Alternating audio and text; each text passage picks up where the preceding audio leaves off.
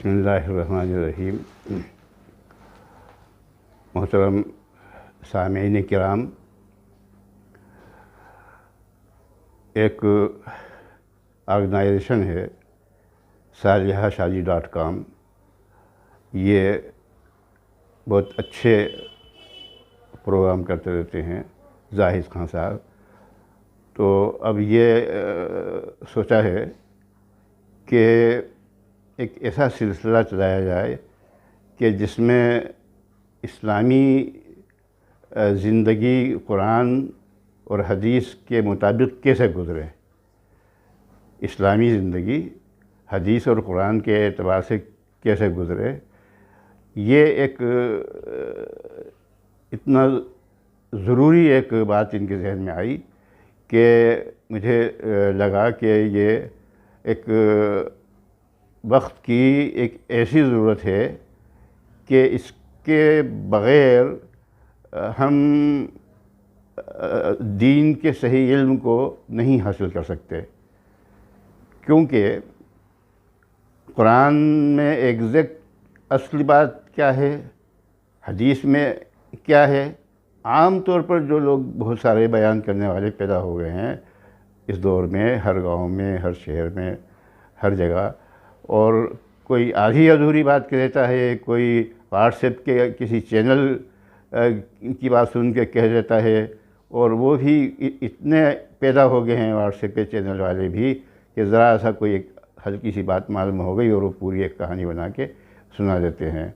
तो मुझे लगा कि ये एक तरह से फितना बनता जा रहा है, और इस फितने के सद्दबाब के लिए ज़रूरी है कि इल्म दीन का बिल्कुल सही हो, दीन का इल्म बिल्कुल सही हो, न कम न ज़्यादा, और बहुत ही मोतबर हवाले के साथ हो। 50 लोग मिल जाएंगे आपको कि साहब हुजूर ने फरमाया।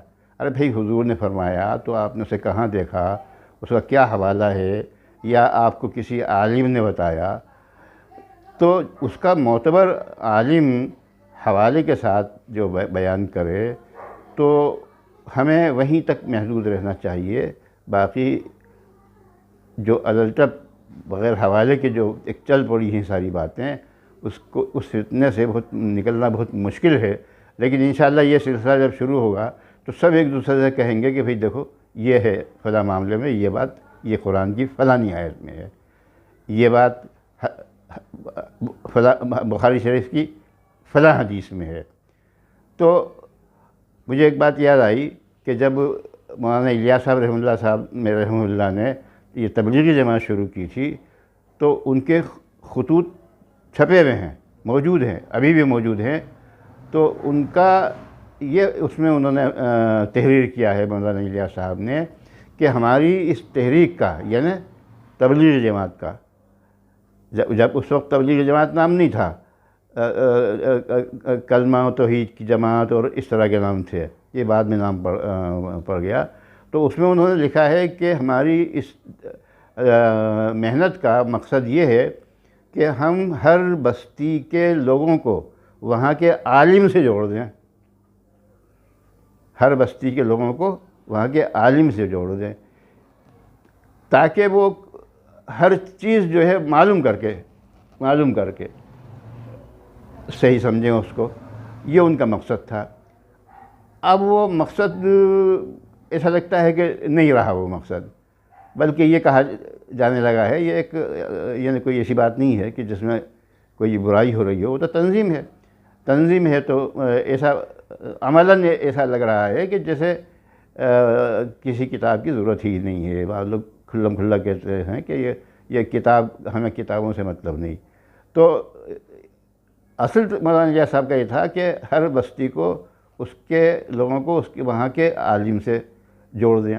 तो जिस बस्ती में मोतबर आलिम है तो वो काफ़ी हैं, मोतबर आलिम नहीं है, थोड़ा बहुत पढ़े लिखे हैं, तो मोटी मोटी महकम बातें जो हैं दो चार की तरह बिल्कुल सही हैं, वो बता देंगे।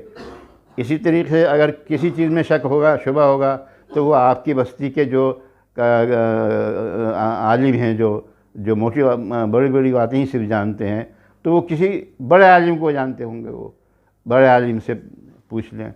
और बहुत आसानियाँ हैं, बहुत आसानियाँ हैं, हम लोग करते नहीं हैं। थोड़ी सी ज़हमत करें अगर थोड़ी सी, तो हम बिल्कुल सही इल्म कुरान और हदीस का हासिल कर सकते हैं, और हम बहुत बड़े यानी अज़ाब के ख़तरे से बच जाएंगे। क्योंकि अल्लाह के रसूल ने यह फरमाया है कि जिसने कोई भी बात मेरा नाम लेकर मेरी तरफ मंसूब करके ऐसी कही जो मैंने नहीं कही, तो वो अपना ठिकाना दोज़ख में तलाश कर ले। ये सही हदीस है, ये सही हदीस है। आप ये बात उन सब लोगों को पहुंचाइए कि भाई आप जो कह रहे हैं वो मोतबर हवाले से बताइए, वरना ये हदीस शरीफ है, आप बता दीजिए, हमारा हवाला दे दीजिए। मैं डॉक्टर हमीदुल्लाह नदवी बोल रहा हूँ, हमारा हवाला दे दीजिए कि उन्होंने ये हदीस में बताई है कि जिसने कोई भी बात जो मैंने नहीं कही और मेरी तरफ मंसूब करके कहे, तो अपना ठिकाना दोज़ख में तलाश कर ले। और इसी तरीके से जो भी कोई नई बात कहे इस दीन में शामिल करे, तो वो गुमराही, हुज़ूर ने फरमाया। ये आएगा वक्त पे इंशाअल्लाह, ये तफसील आएगी। तो इस्लामी ज़िंदगी गुजरेगी उसी वक्त जब हमें इस्लाम की ज़िंदगी में जिन जिन ज़रूरतों का सामना हमें करना पड़ता है, जिन जिन मसाइल का हमें सामना करना पड़ता है, उसके लिए जो हदीस है वो हमें मालूम हो, उस प्रॉब्लम के लिए जो हुक्म है वो हमें मालूम हो। मैं अभी नाम नहीं बताऊंगा, एक बहुत बड़े करोड़ों का बिज़नेस करने वाले अल्लाह के एक बंदे, हमारे दोस्त ऐसे भी हैं कि वो अपने पूरे बिज़नेस को सब सवालात लिख के रखते हैं, और महीने 2 महीने में आके और वो तमाम जवाब मालूम कर लेते हैं, और अपने पूरे बिज़नेस को इस्लाम के मुताबिक करना चाहते हैं। तो अब इस्लामी ज़िंदगी इस तरह हमारे सामने आएगी। इस्लाम क्या है, नंबर 1, इस्लाम क्या है। अब हम अगला वीडियो इंशाल्लाह इस पर बताएंगे कि इस्लाम है क्या, और उसके अहम बुनियादी अरकान क्या हैं, और बुनियादी अरकान में और फिर जो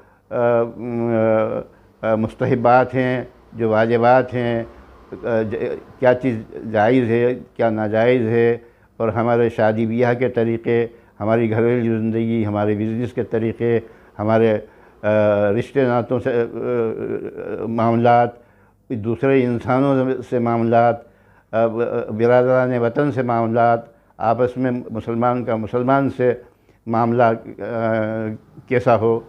तो ये सारी चीज़ें इंशाअल्लाह आएंगी। और जिसका सच्चा ईमान है और पक्का ईमान है, जो संजीदा है अपने ईमान में, संजीदा है, तो वो इंशाअल्लाह लगेगा उसको कि अल्लाह ताला ने हमारी रहनुमाई के लिए ये इंतज़ाम कर दिया है। अलिफ लाम मीम के पहले ही पारे में क्या है, अलिफ लाम मीम औज़ु बिल्लाहि मिनश शैतानिर रजीम ज़ालिकल किताबु ला रैब फ़ीह, इस किताब में कोई शक नहीं है, हुदल लिल मुत्तक़ीन, मुत्तक़ी लोगों के लिए हिदायत है ये। अब वो मुत्तक़ी लोग किसको कुरान ने कहा है, तो अब इंशाअल्लाह अगले वीडियो में हम उनकी तशरीह करेंगे। इसके बाद अब वही आएगा, ये इंशाअल्लाह। व आखिरु दावाना अल्हम्दुलिल्लाहि रब्बिल आलमीन।